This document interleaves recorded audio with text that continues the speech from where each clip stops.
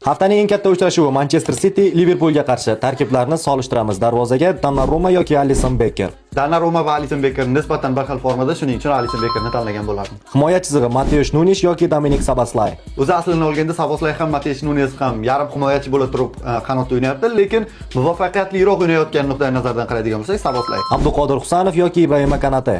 Albatta yurtdoshimiz Abduqodir Husanov. Bu eslatib o'taman, yurtdoshimiz bo'lganligi uchun emas, Abduqodir Husanov rostdan ham so'nggi o'yinlarda juda ham zo'r harakat qilyapti. Mark Gehi yoki Virgil van Dijk. So'zsiz Virgil van Dijk. Andrew Robertson yoki O'Reilly. Andrew Robertson O'Reillyga nisbatan chap qanot himoyachisiroq, shuning uchun Robertson. Ryan Gravenberch yoki Rodri. Rodri ham jarohatdan qaytib yaxshi o'yin ko'rsatyapti-yu, lekin Gravenberch mavsum boshidan beri yaxshi stabilroq harakat qilib kelyapti, shuning uchun Gravenberch. Reinders yoki McAllister. Reinders. Florian Wirtz yoki Ryan Sherki.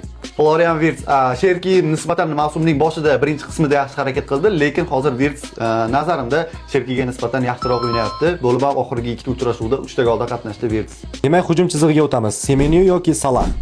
Salah ham hozir u qadar yomon bo'lmagan formada, garchi Semenyo Manchester Cityda yaxshi chiqib ketgan bo'lsa ham, Salah gollar urib turibdi, o'zini borligini eslatib turibdi. Shuning uchun Muhammad Salah bo'lib ham katta uchrashuvlarda uni qanaqa harakat qilishini bilamiz. Cody Gakpo yoki Phil Foden. Phil Foden. Markaziy hujumchi rolida Holland yoki Ekitike.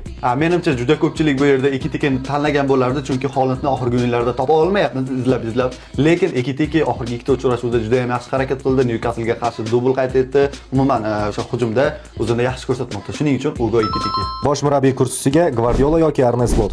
So'zsiz albatta Pep Guardiola. Ushbu o'yinni qanday ko'ra olamiz? Do'stlar, ushbu markaziy uchrashuvni yakshanba oqshomi soat 21:30 da profilimiz buyog'ida joylashgan Telegram kanalida jonli efirda o'zbekcha sharhda va yuqori sifatda tomosha qilishingiz mumkin. Qo'shiling va o'yinni birga ko'ramiz va birga tahlil qilamiz.